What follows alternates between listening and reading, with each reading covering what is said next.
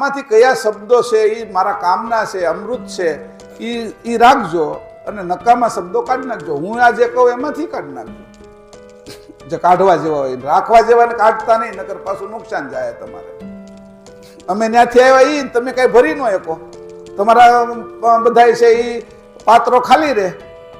તો અહીંયા પરમ ગુરુની વાત કરતા અચરતબાને યાદ કર્યા કે કેવું માગવું જોઈએ. અચરતબાએ શીખવાડ્યું, એક સ્ત્રી શીખવાડે છે કે માગવાની વસ્તુ કેવી માગવી જોઈએ.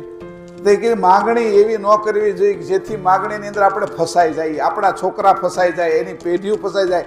એવી માગણી કરવી જોઈએ આપણે તરીએ, આપણા છોકરા તરે, ભાઈઓ બહેનો તરે, આપણી બાજુના આજુબાજુના પાડોશી આડોશી બધા અંશો તરે એવી માગણી કરવી જોઈએ.